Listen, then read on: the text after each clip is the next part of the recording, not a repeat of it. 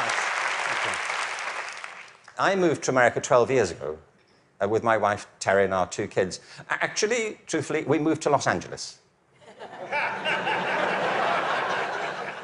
Thinking we were moving to America. But anyway, it's a short plane ride from Los Angeles to America. I got here 12 years ago, and when I got here, I was told various things, like, Americans don't get irony. Have you come across this idea? It's not true. I've travelled the whole length and breadth of this country. I have found no evidence that Americans don't get irony. It's one of those cultural myths, like the British are reserved. I don't know why people think this. We've invaded every country we've encountered. But it's not true Americans don't get irony, but I just want you to know that that's what people are saying about you behind your back. You know, when you leave living rooms in Europe, people say, thankfully, nobody was ironic in your presence. But I knew that Americans get irony when I came across that legislation, No Child Left Behind. Because whoever thought of that title gets irony. Don't they?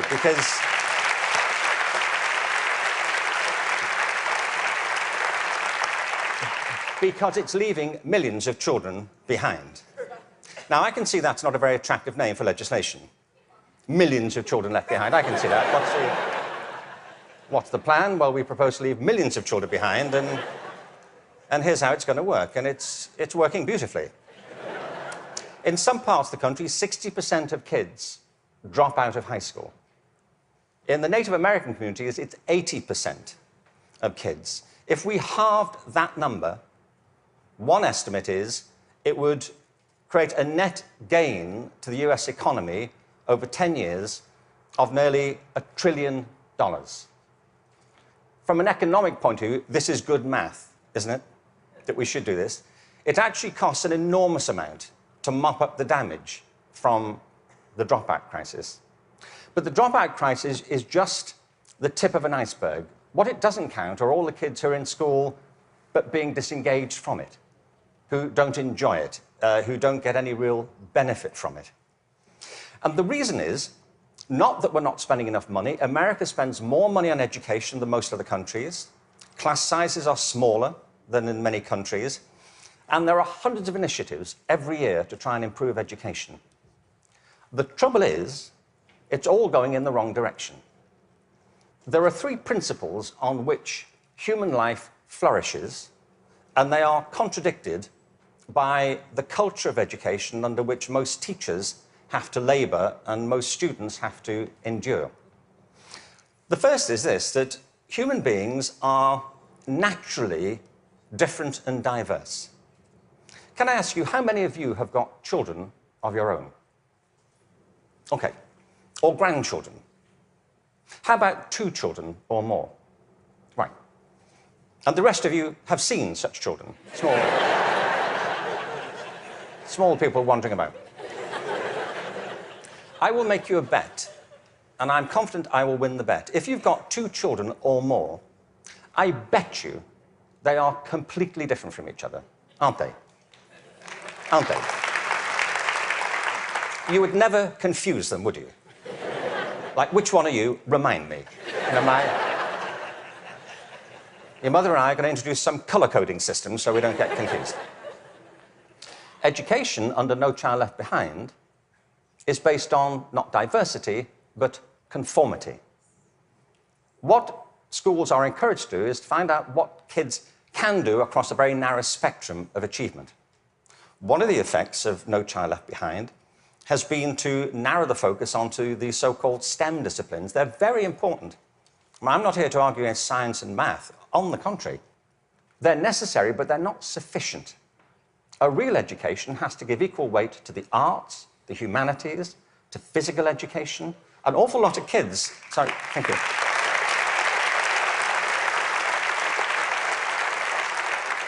One estimate in America currently is that something like 10% of kids getting on that way are being diagnosed with various conditions under the broad title of attention deficit disorder, ADHD. I'm not saying there's no such thing. I just don't believe it's an epidemic like this. If you sit kids down hour after hour doing low-grade clerical work, don't be surprised if they start to fidget, you know.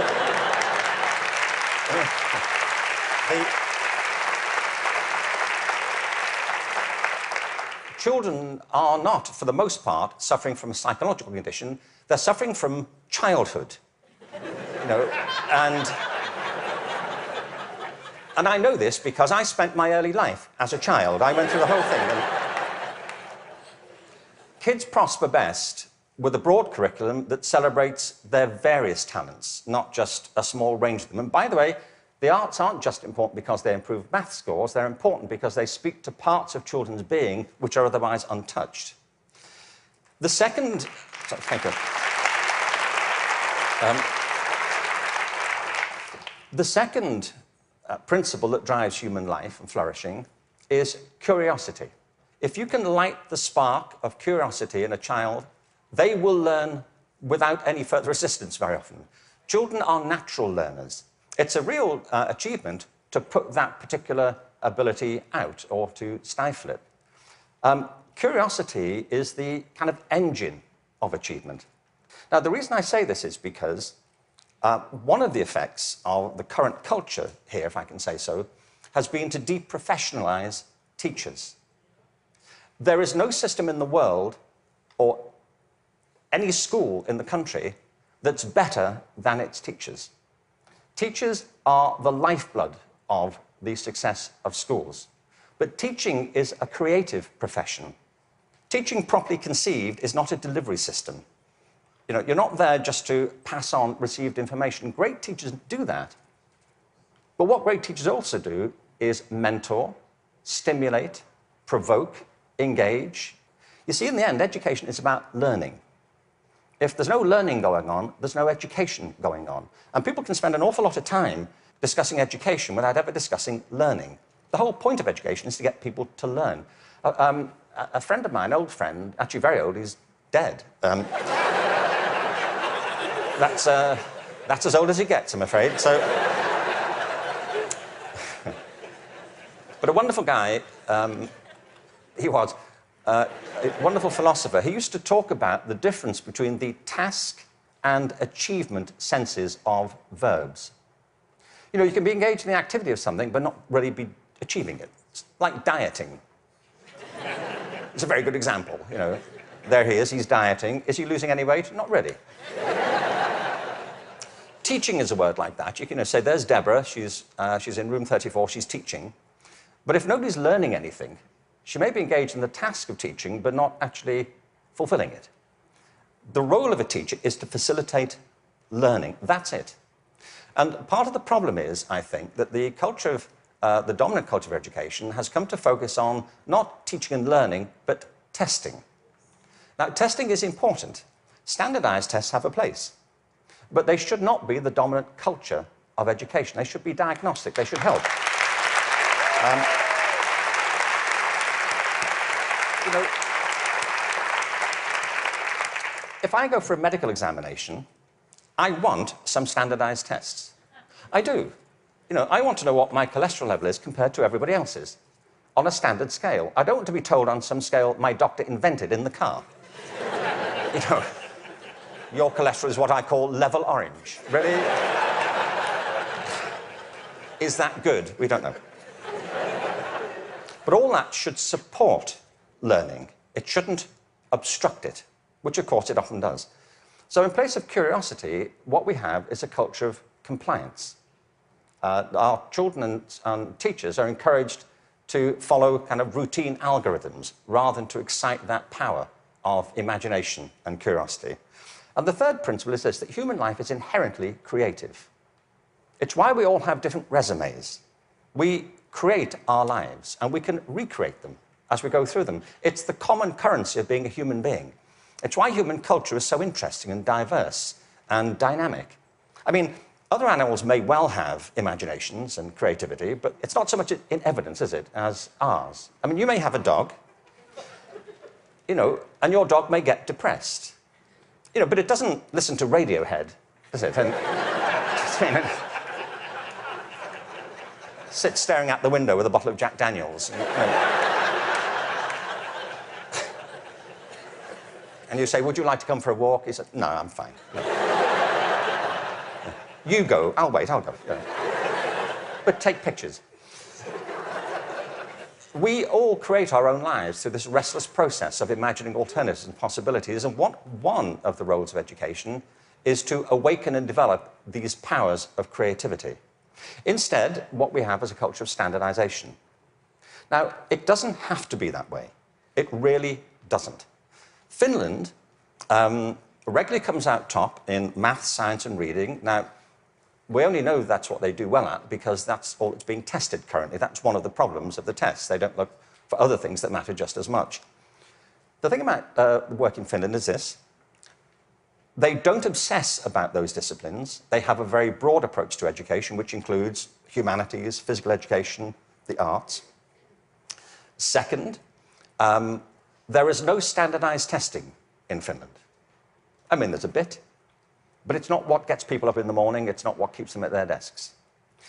And the third thing is, I was at a meeting recently with some people from Finland, actual Finnish people, and so somebody from the American system was saying to the people in Finland, what do you do about the dropout rate in Finland?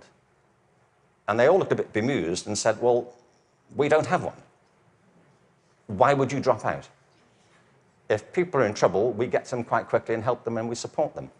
Now, people always say, well, you know, you can't compare Finland to America. No, I think there's a population of around 5 million in Finland. But you can compare it to a state in America. Many states in America have fewer people in them than that. I mean, I've been to some states in America and I was the only person there. Really. Really, I was asked to lock up when I left.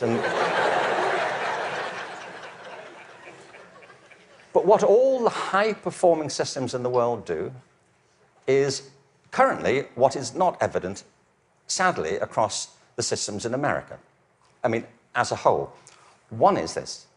They individualize teaching and learning. They recognize that it's students who are learning, and the system has to engage them, their curiosity, their individuality, and their creativity. That's how you get them to learn. The second is that they attribute a very high status to the teaching profession. They recognize that you can't improve education if you don't pick great people to teach and if you don't keep giving them constant support and professional development. Investing in professional development is not a cost, it's an investment. And every other country that's succeeding well knows that, whether it's Australia, Canada, South Korea, Singapore, Hong Kong, or Shanghai. They know that to be the case. And the third is they devolve responsibility to the school level for getting the job done. You see, there's a big difference here between going into a mode of command and control in education. That's what happens in some systems. You know, central governments decide or state governments decide, they know best and they're going to tell you what to do. The trouble is that education doesn't go on in the committee rooms of our legislative buildings. It happens in classrooms and schools. And the people who do it are the teachers and the students. And if you remove their discretion, it stops working. You have to put it back to the people.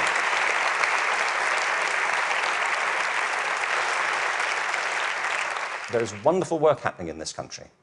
But I have to say, it's happening in spite of the dominant culture of education, not because of it. It's like people are sailing into a headwind all the time. And the reason I think is this, that many of the current policies are based on mechanistic conceptions of education. It's like education is an industrial process that can be improved just by having better data. And somewhere in, I think, the back of the mind of some policymakers is this idea that if we fine-tune it well enough, if we just get it right, it'll all hum along perfectly into the future. It won't, and it never did. The point is that education is not a mechanical system, it's a human system. It's about people. People who either do want to learn or don't want to learn. Every student who drops out of school has a reason for it. which is rooted in their own biography.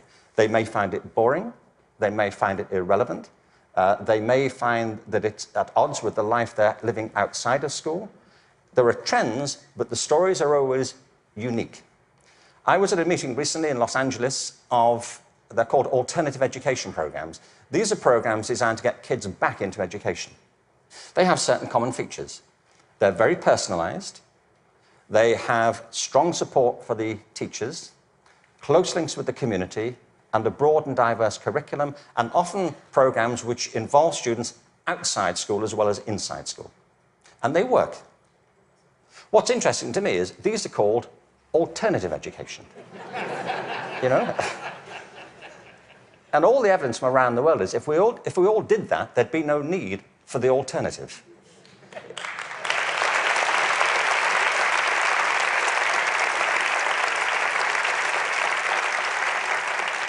So I think we have to embrace a different metaphor. We have to recognize that it's a human system and there are conditions under which people thrive and conditions under which they don't. We are, after all, organic creatures. And the culture of the school is absolutely essential. Culture is an organic term, isn't it? Not far from where I live is a place called Death Valley. Death Valley is the hottest, driest place in America, and nothing grows there. Nothing grows there because it doesn't rain, hence Death Valley. In the winter of 2004, it rained in Death Valley. 7 inches of rain fell over a very short period. And in the spring of 2005, there was a phenomenon. The whole floor of Death Valley was carpeted in flowers for a while. What it proved is this, that Death Valley isn't dead. It's dormant. Right beneath the surface are these seeds of possibility, waiting for the right conditions to come about. And with organic systems, if the conditions are right, life is inevitable.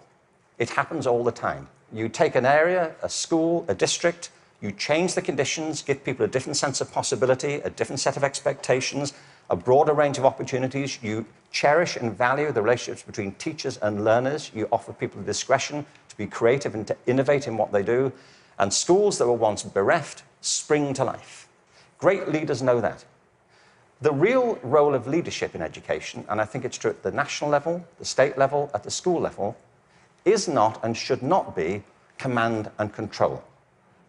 The real role of leadership is climate control, creating a climate of possibility. And if you do that, people will rise to it and achieve things that you completely did not anticipate and couldn't have expected. There's a wonderful quote from Benjamin Franklin. There are 3 sorts of people in the world. Those who are immovable, people who don't get it, they don't want to get it, they're not going to do anything about it. There are people who are movable, people who see the need for change and are prepared to listen to it. And there are people who move, people who make things happen. And if we can encourage more people, that will be a movement.